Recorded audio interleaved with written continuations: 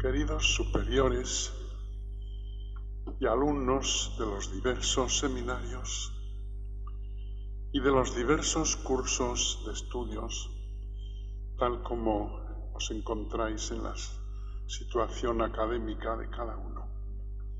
El hecho es que ha pasado ya más de un mes desde la inauguración de curso. Yo no os había vuelto a ver y por consiguiente no he podido hablaros nuevamente, estaba deseando.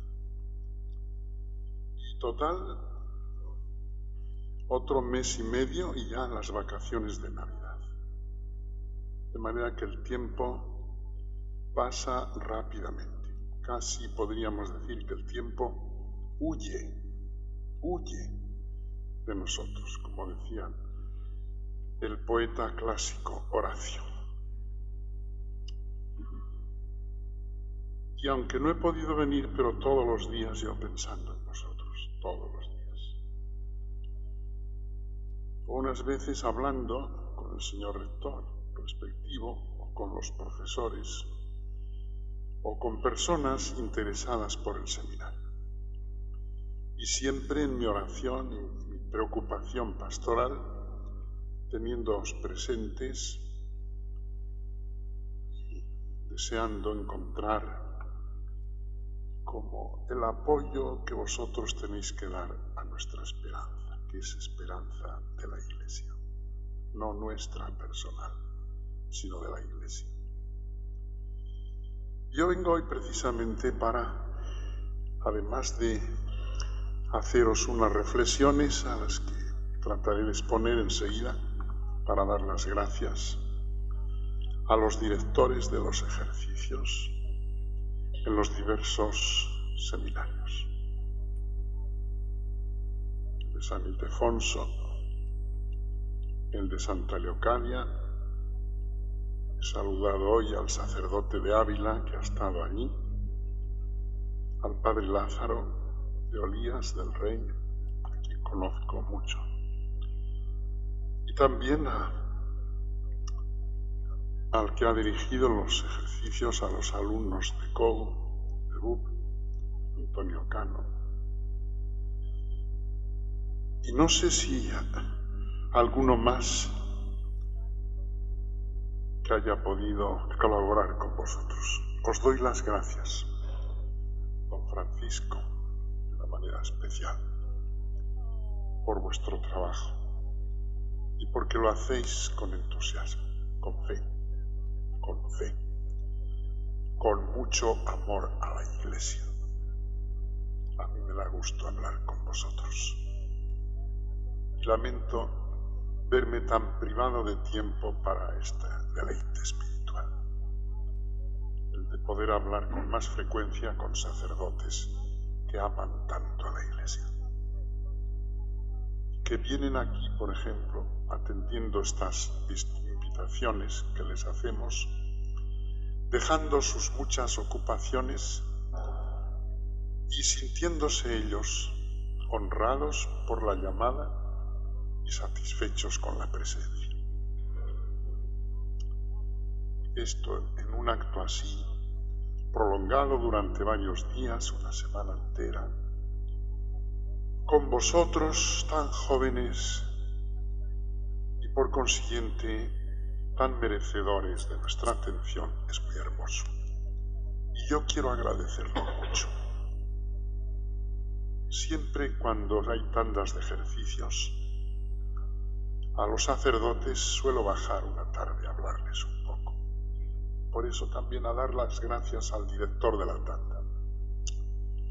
Para la próxima, esperamos, si no surge un inconveniente de última hora, al señor obispo de Jaca, que vendría mañana o pasado mañana para dirigir esa tanda última de los sacerdotes. Y por cierto que me decía hace unos días, cuando estábamos en las jornadas nacionales de liturgia, supongo que se podrá pedir a los sacerdotes que guarden silencio. Y yo le dije, yo insisto siempre en eso. de manera que no tenga el más mínimo reparo. Pida silencio, que los sacerdotes guarden silencio. Y sé que vosotros lo habéis guardado y que habéis dado un ejemplo espléndido, porque el silencio tiene un gran valor precisamente como el lecho en que cae y al que se acoge la palabra de Dios y la palabra del Maestro de los Espíritus en nombre de Dios. Requiere silencio y es un acompañamiento muy eficaz para la oración meditativa y de súplica, para el coloquio con Dios. Con el silencio nos apartamos durante estos días de ejercicios de todo lo que por caminos lícitos por supuesto, puede distraernos de Dios. Y por eso también en el seminario habréis notado, como yo vengo diciendo, que al menos unos tiempos como es el tiempo de Adviento y de Cuaresma en el comedor, se guarde silencio. Porque todo ello contribuye a vivir mejor el clima espiritual en que tenemos que desarrollarnos, desarrollar nuestra existencia en ese tiempo. Os doy las gracias también a vosotros, alumnos, porque vais respondiendo así, con generosidad y con comprensión de fe, a las llamadas concretas que os va haciendo nuestra Iglesia Madre a través del seminario. Y ahora se me ha ocurrido que yo hoy podría invitaros a unas sencillas reflexiones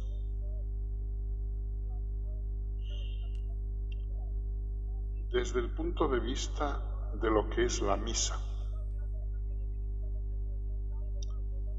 He pensado, cuando yo tenía que preparar esta plática, ¿qué les podría decir hoy a mis queridos alumnos? Y enseguida me fijé en esto. También a los sacerdotes de ejercicios vengo hablándoles las 3 tandas que se han hecho de la misa, pero desde otro punto de vista. Ahora, en relación con vosotros, me he dicho a mí mismo, estos alumnos todos los días oyen misa, participan en la misa, viven la Eucaristía. La sabrán apreciar. Reflexionarán suficientemente en lo que es la acción eucarística para hacer descender sobre ellos, en virtud de su reflexión orante, lo que la misa está pidiendo. Y yo, para ayudaros a responder positivamente a esta pregunta, os sugiero pensar en los siguientes puntos, que son como actitudes o virtudes, hábitos que yo desearía fomentar mucho entre vosotros. Es como asomarme al paisaje interior de vuestra alma. Seminaristas, por dentro vuestro espíritu. Y en ese espíritu de un joven que todos los días participa en la Santa Misa, ahora decimos simplemente la Eucaristía, en ese paisaje interior, ¿qué estrellas deben brillar? ¿Qué estrellas? Como consecuencia de la misa, precisamente. Porque no puede haber espiritualidad de un seminarista si no se funda en la Eucaristía. No puede haberla. En vosotros todo es preparación para el sacerdocio, y el sacerdocio es para la Eucaristía.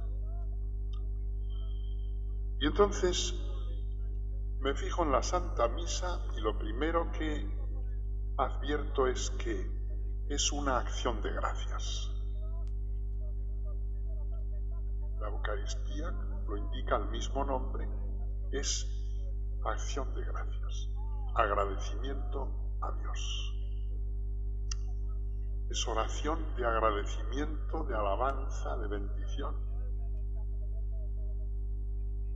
A imitación de Jesucristo, que es el que hace esa oración, al entregarse en su sacrificio durante toda su vida y particularmente en su pasión y su muerte. Y yo os pregunto, ¿sois agradecidos? ¿Tenéis gratitud a Dios? Esta oración de acción de gracias que los judíos recitaban no solo en el día de la Pascua, sino en sus comidas, sobre todo en las comidas festivas, es muy sintomática y expresiva de lo que es la relación de ese pueblo judío con Dios. Dios le liberó de la esclavitud de Egipto y le liberó de sus enemigos después en 1000 batallas y ejerció una protección constante sobre él a pesar de las infidelidades del pueblo judío, una protección constante para que las promesas que había hecho el Señor se fueran cumpliendo, promesas libertadoras, promesas de salvación. Y esta oración de acción de gracias está tomada y nace de la conciencia que tiene el pueblo judío de haber recibido de Dios muchos beneficios y por eso le da gracias. Y se las da de una manera muy expresiva. En muchos salmos y en otros pasajes de los libros de la Sagrada Escritura aparece el Señor como recibiendo el homenaje de la gratitud de ese pueblo. Como Jesucristo es ahora el gran libertador con su redención del pueblo universal, porque ya no es solo el pueblo judío, en la acción del culto principal que tiene que hacerse en este pueblo universal que es la Iglesia, tiene que aparecer los mismos sentimientos que en el pueblo judío cuando se sentía liberado por Dios.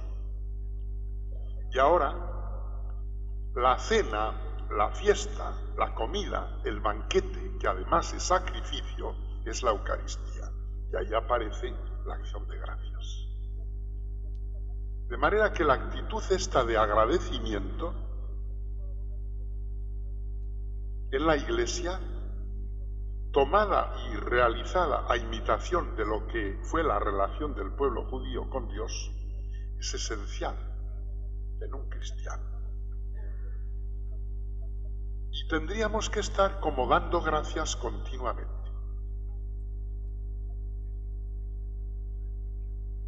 Las da Jesucristo en nombre nuestro, pero en la misa la Iglesia entera se une con Cristo. Todos. Y al unirnos con Él, ofrecemos a Dios ese himno en torno al hecho fundamental de la renovación del sacrificio de Cristo, un himno de bendiciones, de alabanzas y de agradecimientos a Dios, que nos hace, cuando lo realizamos conscientemente, sentirnos unidos. Gracias a la universalidad de la Iglesia, nos hace sentirnos unidos, hermanados, en un coro casi angélico. De hecho, en el prefacio siempre venimos a terminar diciendo que nos unimos con los ángeles y con los santos, lo más puro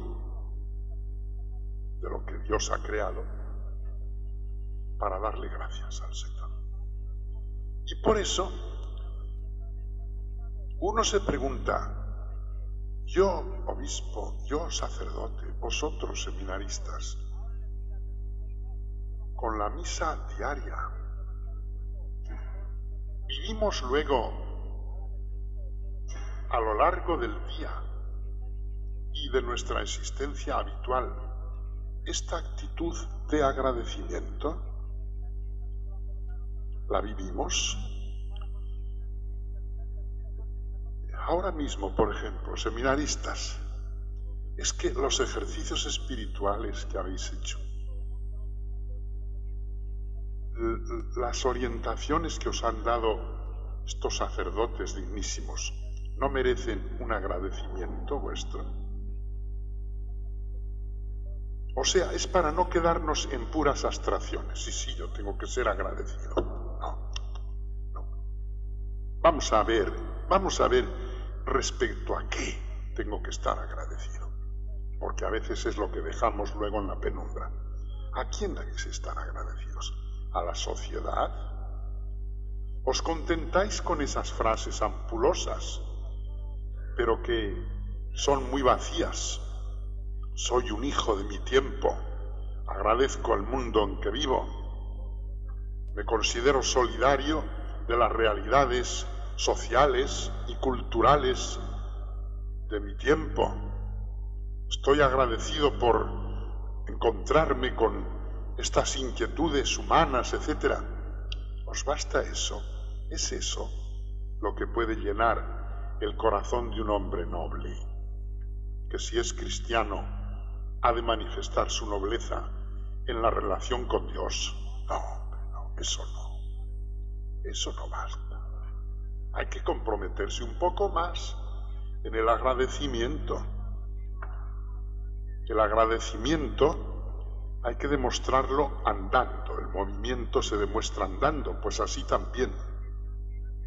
Esta actitud del agradecimiento a Dios, esta virtud fundamental, hay que demostrarla, pues mostrándonos agradecidos a los beneficios que nos vienen de Dios, a Jesucristo nuestro Redentor, a la Virgen María, Madre nuestra y de la Iglesia, a la Iglesia mediadora, porque la Iglesia es una mediación constante, a los sacramentos de la Iglesia, a las instituciones de la Iglesia, al seminario, a los superiores y profesores del seminario, a todo ese conjunto de valores religiosos institucionales que existen precisamente para nuestra propia formación y aprovechamiento. Eso es la acción concreta de agradecer. Lo demás sobra, es perdernos en el vacío o en las frases retóricas. El agradecimiento hay que vivirlo en cada momento de nuestra vida, porque tenemos muchos motivos para agradecer. Ya ves que estoy prescindiendo de la referencia a esas otras realidades humanas merecedoras también de un reconocimiento constante. La salud, la amistad, la familia, el bienestar económico, aunque sea modesto, todo eso que merece también un reconocimiento por parte del que tiene fe en la providencia. Yo prescindo ahora de eso y me limito al seminarista, que tiene que ser un espíritu selecto y que sepa valorar lo que tiene y le ofrece Dios diariamente, y se lo ofrece, por ejemplo, así, a través o por medio de la Santa Misa, a imitación de Jesucristo. Yo te doy gracias, oh Padre, porque has revelado estas cosas no a los soberbios, sabios de este mundo, sino a los pobres y humildes de corazón, etc. Cuando se iba a salir de este mundo, en la última cena, pues tomó el pan, tomó el vino y dio gracias, y dando gracias va al huerto de los olivos, y dando gracias sube al Calvario, y dando gracias de una manera o de otra entrega su espíritu. Sacerdotes, seminaristas, Si vivimos la Santa Misa, vivámosla así, siendo muy agradecidos a Dios, a imitación de Jesucristo. Segundo punto. La caridad.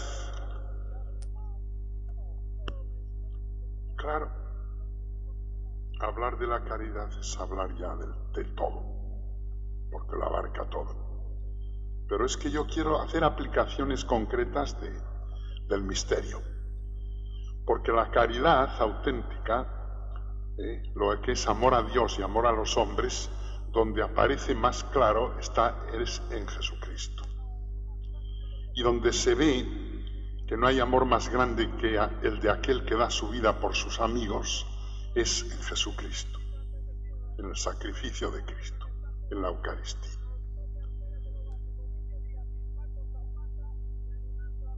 Es el acto supremo del amor a Dios, del culto máximo de reverencia y de amor al Padre que dio el Hijo Santísimo, enviado por Dios Padre para cumplir esa misión en el mundo de reconciliación. Y a la vez el amor supremo a los hombres todos, porque por todos se sacrifica. Y la misa tiene ese valor universal. Si hay algo bello en el culto cristiano, es esto. Todas las misas se celebran por toda la Iglesia. A veces la gente tiene una idea confusa, y a lo mejor vosotros la tenéis, porque dice, la misa es hoy por las misiones, la misa es por los difuntos, la misa es por los bienhechores del seminario, la misa es por esta persona que la ha encargado y ha dado un estipendio. No,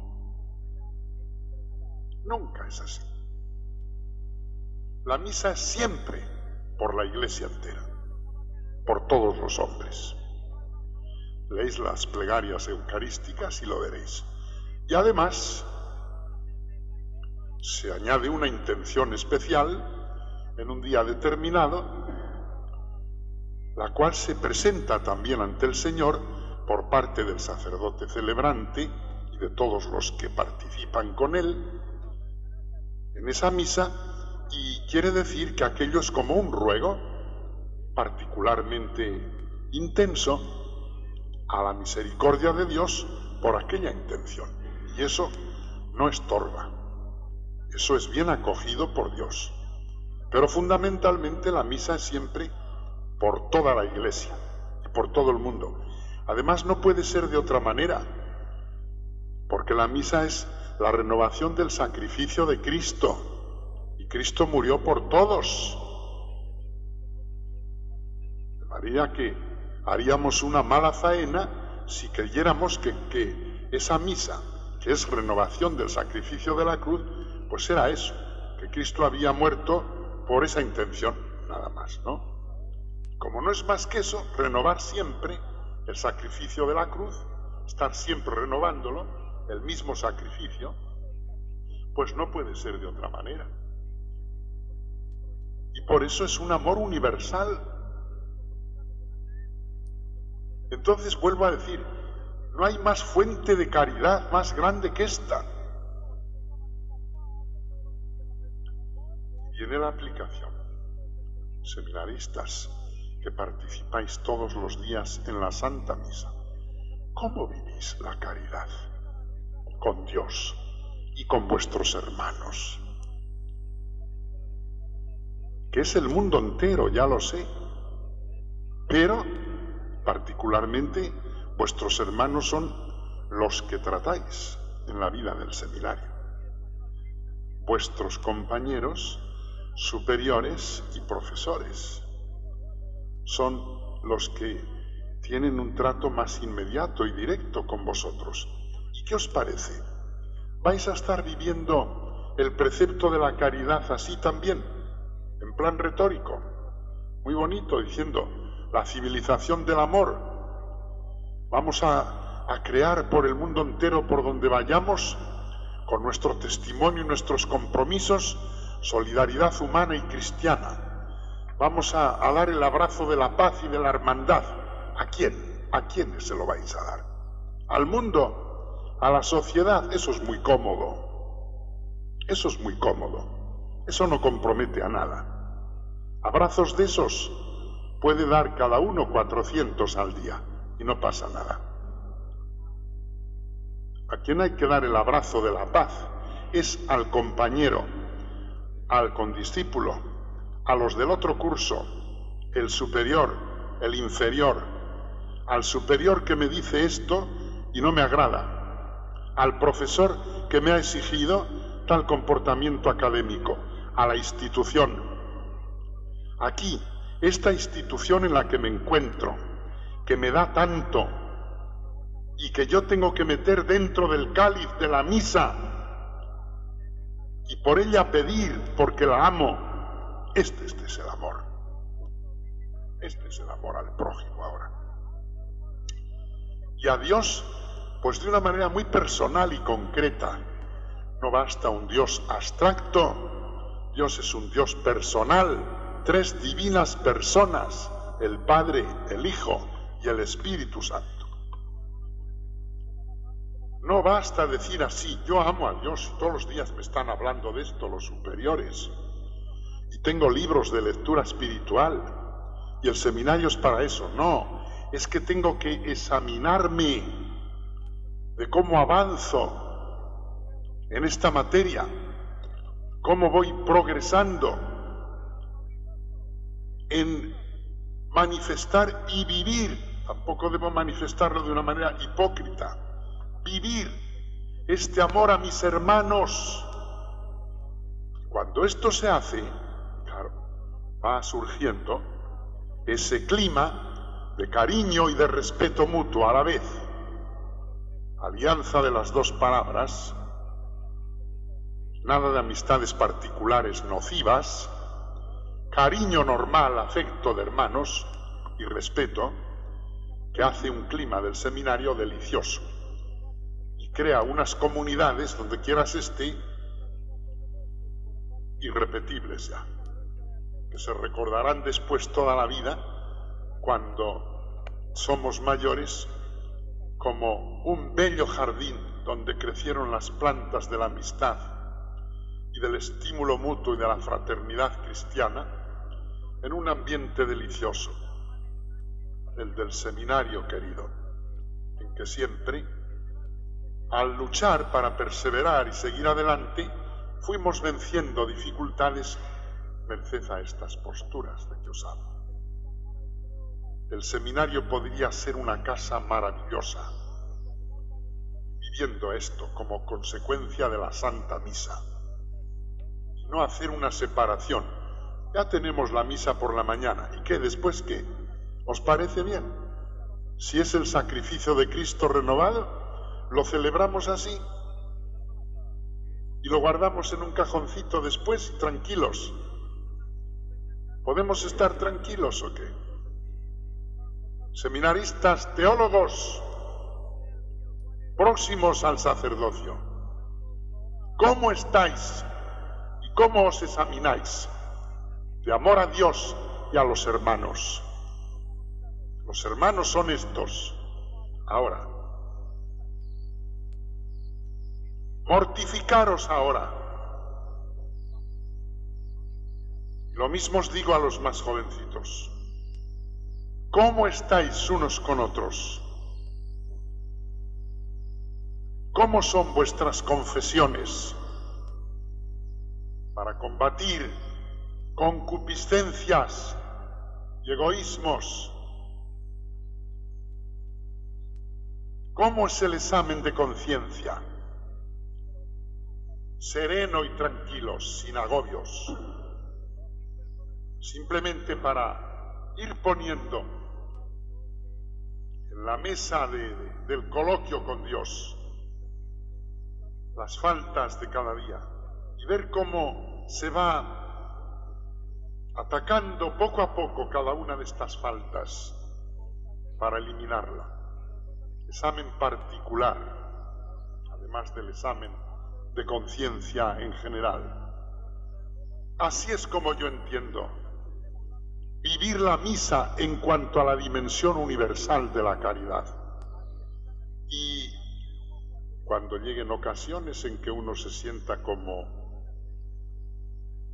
desvalido o decaído, porque cuesta el mantener esta actitud fina de delicadeza y de amor de unos con otros, cuando uno se sienta así decaído, sagrario, Eucaristía, comunión, recordar la comunión eucarística y lo que me pide. Y veréis cómo se disipan esos prejuicios y se va ganando terreno.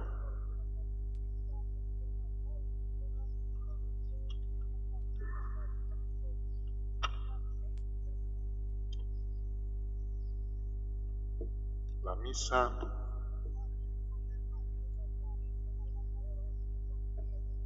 nos lleva a otra consideración que no debo omitir, tratando como trato ahora en esta plática de ofreceros unas reflexiones para vuestra vida espiritual dentro de las muchas que os han ofrecido estos días de ejercicios. Y este tercer punto que yo quiero hablaros es el de purificación constante. Purificación constante. Va todo unido, claro. Por eso me importa poco el orden lógico del pensamiento, igual se podía empezar hablando de esto, pero también vale hablar de esto, de la actitud de agradecimiento, y porque hay que estar agradecidos con profundidad. El hombre agradecido forzosamente tiene que ser humilde. Con la humildad, pues tiene que reconocer sus pecados y purificarse. Y la caridad, pues porque es la base y la raíz de todo para amar a Dios y a los hombres. Purificación. Ved en la misa lo primero el acto penitencial con que empieza la misa. Ahora en esa forma sencilla de diálogo del sacerdote con el pueblo, en que se invita a una reflexión sobre los propios pecados para pedir perdón a Dios y buscar la intercesión nada menos que de la Santísima Virgen María, de los ángeles y santos. El acto penitencial que termina con esas exclamaciones de petición de ayuda a Dios. Kyrie eleison, Christe eleison, ten piedad de nosotros. ¿Ves el rito del lavabo? Que es otro gesto que hay en la misa que quiere significar eso, la purificación interior con que nos vamos a acercar al misterio del cuerpo y la sangre de Cristo. Lo que ocurre es que hay sacerdotes y religiosos tan sabiondos que también esto lo han suprimido y creen que han hecho una conquista fenomenal. Con decir, fuera el lavabo, porque eso es un rito que no significa nada, y fuera esto y fuera lo otro. Ahora se ponen ellos a inventar la misa. Y sin embargo nos encontramos ya con textos de San Justino y de otros santos padres, escritores de la Iglesia de los primeros siglos, hablando del lavabo. Lo que ocurre es que ese gesto tendríamos que hacerlo mejor, y no 4 gotas de agua allí al rincón en un vasito, cuando el símbolo está pidiendo, pues que sea como un lavado de manos, se lavan las manos, que se vea el agua que cae sobre las manos en una palangana. Y esto es un poco, hacerlo así, un poco más decoroso, un gesto más expresivo, más limpio. Pero en fin, lo que quiere indicar es eso, purificación interior, que siempre es poca la que tengamos para misterio tan grande como el que vamos a celebrar. Ved después, ya al final de la misa, antes de comulgar, pues la petición que hacemos de perdón y misericordia al Cordero de Dios. O sea que la misa al principio y al final está como sacudiendo nuestro espíritu para que nos purifiquemos constantemente. Y las plegarias eucarísticas, en todas ellas se hace alusión a esa misericordia que invocamos de Dios, a su perdón, para vivir con pureza la unión con Jesucristo. Y yo os pregunto, todos los días oyendo y participando la misa, ¿os preocupáis de esta actitud pura y limpia que debéis tener? ¿Tenéis confesión frecuente? Hemos de descender un poco, porque como se oyen tantas cosas, por desgracia, a unos y a otros, a veces a sacerdotes, a religiosos, tantos disparates, y uno no puede llegar a todo, pues van poco a poco aflojando los espíritus. Y así, esta idea tan fundamental de vivir con el alma limpia y pura, la misa a lo largo del día, y la necesidad de purificarnos y de confesarnos con frecuencia,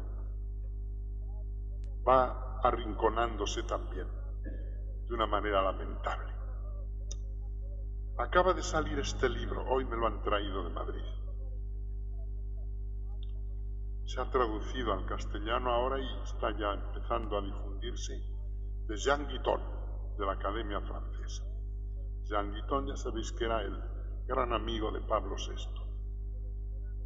Tiene muchos libros escritos, un intelectual católico francés de primera categoría. Y acaba de editar este libro, Silencio sobre lo esencial, lo titula. Silencio sobre lo esencial. Ya el título es una denuncia, es una llamada de atención fuerte. Es pequeño libro, pero es un tesoro. No tiene más que 98 páginas y se lee en media hora, pero es un tesoro. Y en la introducción va diciendo así, entre otras cosas, dice: en una época en que las ciencias humanas penetran en las zonas inconscientes, zonas que nos han revelado Freud y Marx, y en cuyas profundidades nada queda oculto, es extraño ver crecer el silencio sobre lo que es esencial en nuestras sociedades tan parlanchinas. Yo me extraño del silencio sobre Dios. Este silencio sobre Dios se encuentra incluso entre los cristianos. Montherlant me decía que nunca le habían hablado de Dios en el colegio. Extraño este silencio sobre el primer objeto de la fe y el objeto último de la razón. Extraño si es verdad, como pensaba Leibniz, citando a Santa Teresa, que la sabiduría consiste en vivir como si no hubiera más que dos seres, y ambos dos únicos, yo y mi Creador. En nuestros días, ¿quién entre los maestros del pensamiento trata sobre Dios? ¿Ha habido desde la edad de las cavernas una época sobre este planeta en la que Dios haya estado más enterrado? Hasta tal punto que se oye decir que el problema de Dios no se plantea porque ya no tiene sentido alguno. Un silencio extraño entre los cristianos es el silencio sobre el juicio. Antes se ponía a los fieles en presencia de los últimos fines. Se les hablaba del día en que el alma estará sola ante el juez eterno. Ahora parece entendido que toda justicia será absorbida por la misericordia. Los funerales son triunfos. ¿Tenemos razón? al callarnos sobre este punto esencial? Estoy sorprendido al enterarme por los sondeos de que muchos cristianos no se atreven ya a decir que creen en la vida eterna. He oído incluso a algunos predicadores decirme que hay que tomar partido por esta increencia, limitar el mensaje cristiano a la solidaridad. Es a lo que voy. Es la época. Nuestro tiempo es eso. Suprimir esto y lo otro y cambiarlo. No tiene sentido, no tiene valor. ¿Qué es eso de la purificación? Es masoquismo. La confesión. Si no hay pecado, para que haya pecado, menudo lo que se necesita. Esto se dice y se repite. Y claro, alumnos de los seminarios salen así. Y cuando oyen al obispo hablar y decir que no, que eso no es el camino, un silencio respetuoso, pero por dentro siguen diciendo, bueno, yo me atengo a lo que leo en las revistas y oigo a algunos profesores y veo que en tal diócesis y en tal otra se practica lo demás, son exageraciones, etc. Pero todo eso está dando un resultado terrible.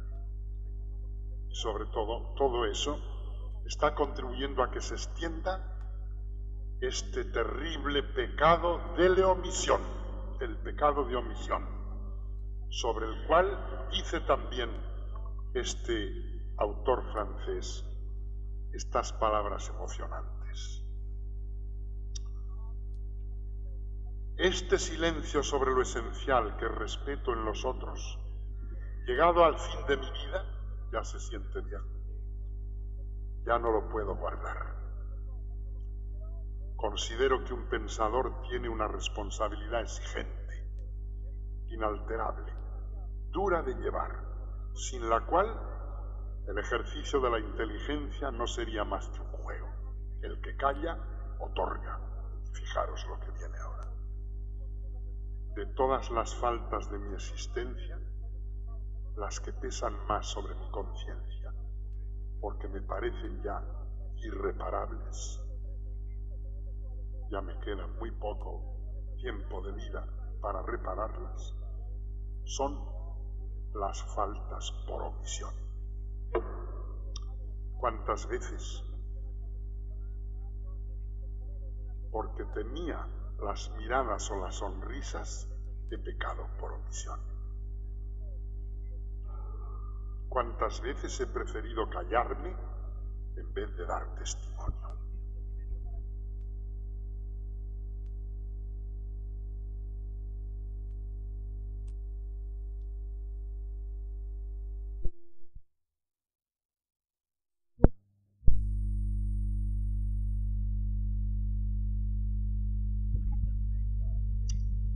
Ya la fase última de la existencia nos libera.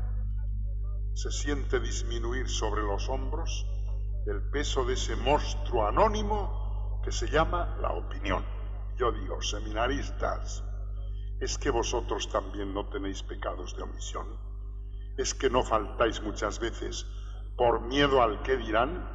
Porque aquí queréis aparecer más audaces, más avanzados, más progresistas, que no digan de mí que soy un beato, un santurrón, un pobrecito.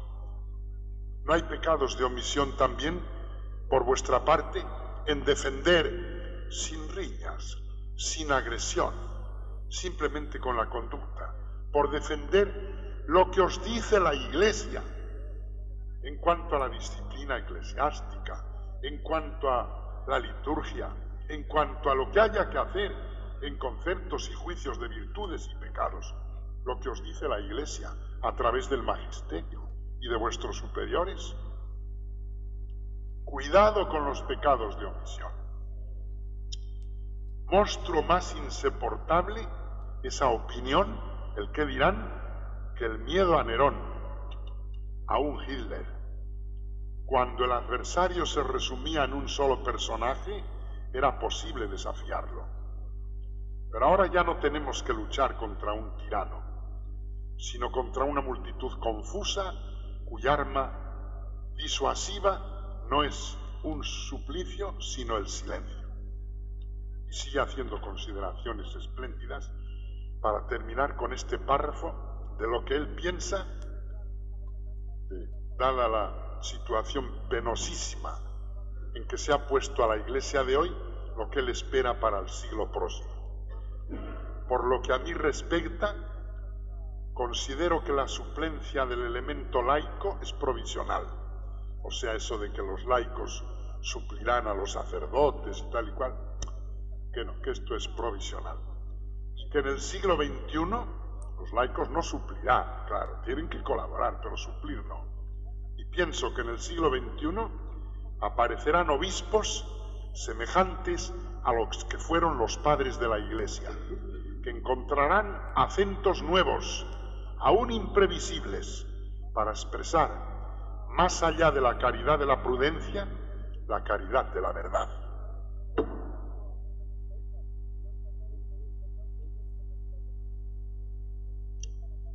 Confesión frecuente. ¿Qué grado de frecuencia? La Iglesia no lo concreta, ni en el derecho canónico, pero a los sacerdotes y seminaristas.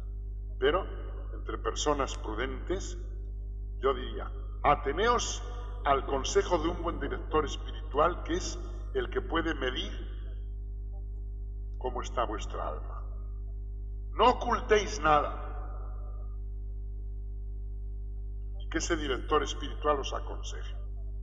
Pero como norma general, no debieran pasar más de 15 días sin confesarse. En ambientes así, de seminario, y por parte de los sacerdotes, cuando podemos, por ejemplo en las ciudades en que estamos, y hoy los sacerdotes aun de los pueblos pueden hacerlo, y muchos lo descuidan, y después el alma se llena de frío, y a nada da importancia, y falta la delicadeza para percibir la acción de los misterios de Dios en las almas. Y si se puede cada semana, pues mejor, aunque no sea más que para reconciliarse con Dios, en esa reconciliación que busca la gracia sacramental, que es una gracia nueva, y rememora otros pecados anteriores que presenta de nuevo, aunque no tengan una necesidad estricta de recibir la absolución. Pero se acostumbra uno a la delicadeza. Como el retiro mensual, hacerlo muy bien en el seminario. Como los ejercicios anuales, como se han hecho ahora, este año. Ya aprovecho de esta circunstancia para deciros que me gustaría mucho y me gustará cada vez más que hagáis el mes de ejercicios, tal como se viene ya haciendo en estos años por parte de algunos. No lo he puesto con obligatoriedad, porque no lo pide la Iglesia tampoco.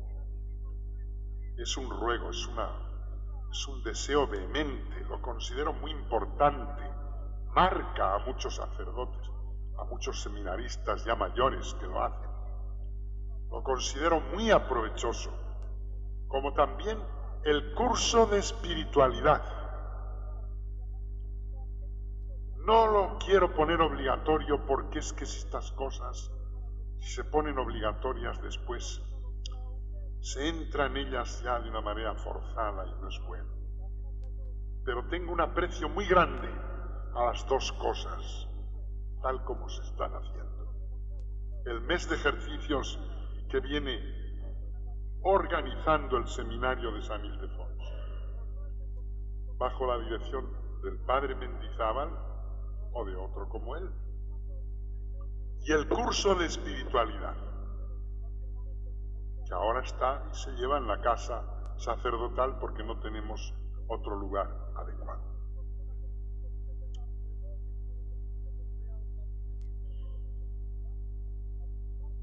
Esto es purificación, en sentido práctico. Esto es vivir con delicadeza la acción de Dios sobre las almas, concretamente sobre el alma sacerdotal, para poder prepararse después a hablar de lo esencial y recordar a los hombres lo esencial y no contentarnos con esas vaguedades a las que hoy somos tan inclinados. Y por último, hay otro momento en la misa que debemos vivir también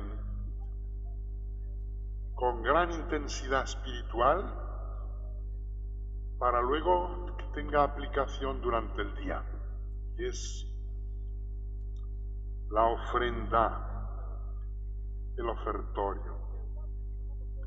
Es que yo esta noche estoy empeñado en esto, en haceros ver que la misa no la viváis así como algo aparte, que os valga para el día, que siendo tan grande y tan sublime no puede quedar reducido a esa media hora, tiene que estar ejerciendo una influencia sobre vosotros muy santa.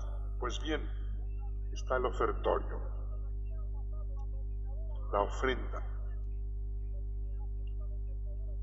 Hay que ofrecerse en ese momento ya.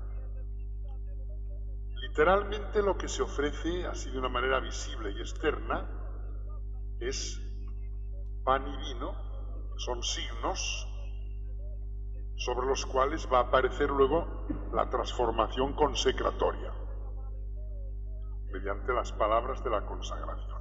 Se convierten en el cuerpo y la sangre del Señor. Directamente la ofrenda es eso, pero indirectamente la ofrenda, el ofertorio, abarca a toda la Iglesia, que se ofrece con ese pan y ese vino. A toda la Iglesia, al sacerdote oferente, a los que están con él, los que ayudan la misa, los que participan en ella de una manera particular. Es lo que abre el camino para lo que va a ser en la plegaria eucarística la oblación de Jesucristo. Es ofrecernos con Jesucristo. Y entonces yo pregunto, ¿cómo valoras tú el día, seminarista, mayor o más pequeño? ¿Cómo te das cuenta desde por la mañana? Porque yo prefiero la misa por la mañana siempre que se pueda. ¿Cómo valoras lo que te vas a encontrar durante el día, ya por la experiencia y conocimiento que tienes, para ofrecerlo a Dios? ¿Qué es eso de ofrecerte tú? Pues es ofrecerte con todo eso. Es ser un poco hostia viva con la hostia santa, que es Jesucristo. Es la incorporación del que participa en la Eucaristía con una intención viva a la pasión y muerte de Cristo. Es tomar decisiones en ese momento de que no se quede nada más en un recuerdo de la pasión. Todas las plegarias eucarísticas, sobre todo los alumnos de liturgia lo habréis estudiado y pensado muy bien, todas ellas son fundamentalmente iguales. Aparece como una invocación al Espíritu Santo, que llamamos la epíclesis, aparecen las palabras consecratorias, luego viene como un resumen de la pasión-muerte de Cristo, la anamnesis memorial, 4 frases en que recordamos su pasión, quizá una nueva invocación al Espíritu Santo y la dosología final de por Cristo, con Cristo en él, la gloria al Creador, a Dios Padre, etc. Es la Iglesia entera la que está ofreciéndose con eso, en unión con Jesucristo. Es el momento cumbre de la vida del cristiano y por eso tiene tanta importancia el que eso se haga conscientemente y diciendo: Señor, yo aporto ahí, a ese ofrecimiento de Cristo, el pequeño tesoro de mi vida, de mi día de hoy, de mi jornada de trabajo, de mi lucha para vencer este carácter, de mi dominio de tal o cual pasión, de mi colaboración con mis hermanos, con discípulos, etc., para que el seminario marche bien. Luego ya cuando seas cura de mi parroquia, del grupo de apostolado seglar con el que trabajo, de los pobres, de los enfermos.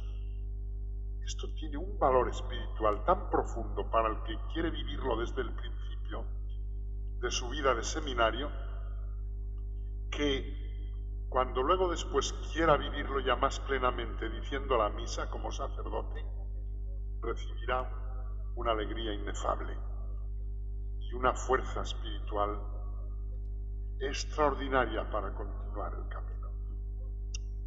Todas las plegarias eucarísticas nos llevan a esto. Pero, ¿tenéis noticia de cuál es la plegaria eucarística más antigua? La que se conserva como se llama la tradición apostólica de Hipólito, sacerdote y mártir. Murió en el año 235 del siglo III.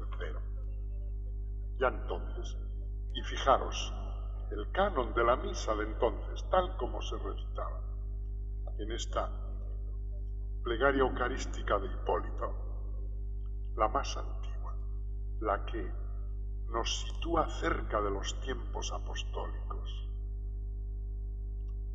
Y dice así: ofrézcanle los diáconos la oblación, y el ordenado obispo, imponiendo las manos sobre ella junto con todos los presbíteros, dando gracias, diga: el Señor con vosotros. Y todos digan: y con tu espíritu. Arriba los corazones, los tenemos ya dirigidos al Señor. Demos gracias al Señor, es cosa digna y justa, y continúen así.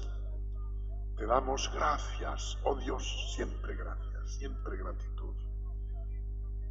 A Dios que nos libera, por medio de tu amado Hijo Jesucristo, el cual nos enviaste en los últimos tiempos como Salvador y Redentor nuestro y como anunciador de tu voluntad.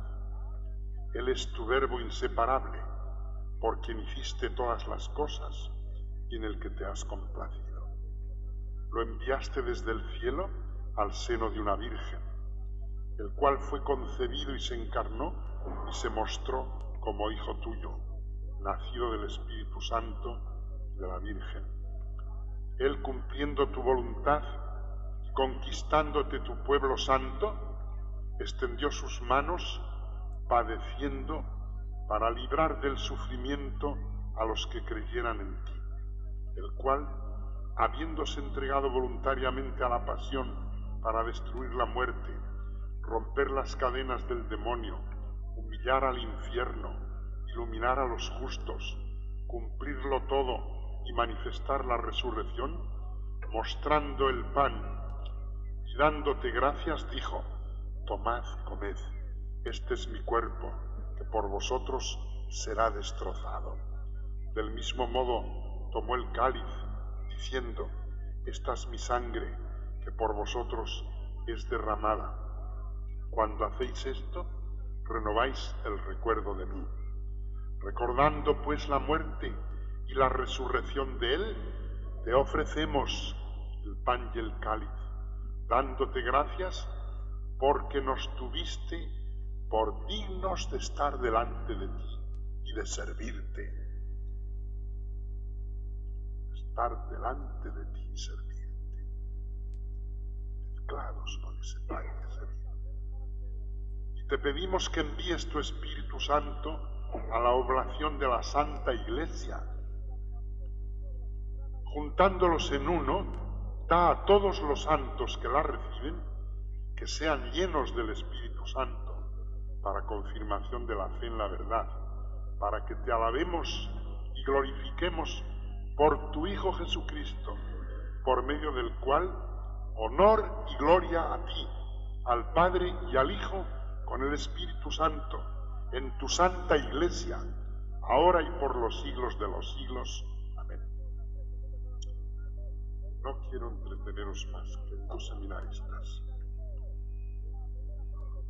Meditad un poco estas ideas y pensad que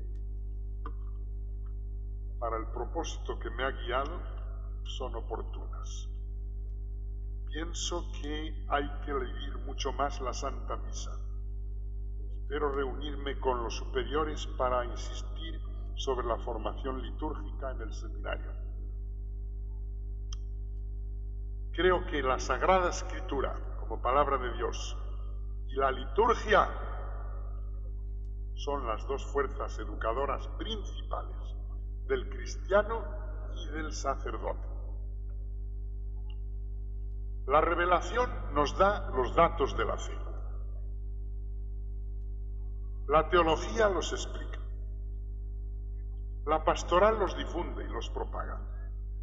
La catequesis los integra. La liturgia los vive y los hace vivir. Esa es la fuerza que tiene la liturgia. Lo que pasa es que nos quedamos con el baño de unas ceremonias mejor o peor hechas. Pero es el misterio de Dios vivido. Y la palabra de Dios, claro, siempre la liturgia nos lleva al sacrificio de Cristo. Pronto tendréis que aprender el texto unificado que se ha llegado para todos los países de habla española, que tiene pequeñas modificaciones, no es una reforma. Son pequeñas modificaciones para llegar al texto único. Pero tendréis que utilizar también nuevas plegarias eucarísticas cuyo uso ha permitido ya la Santa Sede. Nos lo había concedido a España hace tiempo, pero queríamos no publicar otro librito, sino esperar a que saliera ya el texto unificado del ordinario de la misa, para juntamente con ese texto publicar todas las plegarias eucarísticas. Y además de las 4 que conocemos, tendremos las 3 de la misa con niños, 2 de la misa para reconciliación, y 4, las que se llaman del sínodo suizo. Es una sola con 4 versiones. Estas 4 versiones giran en torno a la escena de Cristo en Emaús, partiendo el pan con sus discípulos. Y son plegarias eucarísticas, cánones de la misa, bellísimas. Tendréis que meditarlas y explicarlas y entenderlas, porque basta una lectura reposada y tranquila con un ligero comentario que os puede hacer alguno de vuestros superiores, y sobre todo cuando se vayan a utilizar, en los días en que se vaya a utilizar, un pequeño comentario previo, etc. Y todas ellas tienen un valor educativo de nuestra fe extraordinario. Amad la liturgia de la misa y de los sacramentos y vivirlo así, de tal manera que, terminados estos ejercicios, se note en todos vosotros como una acentuación de vuestros sentimientos de aprecio a lo que es el misterio de la liturgia y una intensificación del esfuerzo ascético para vivir durante el día la Santa Misa.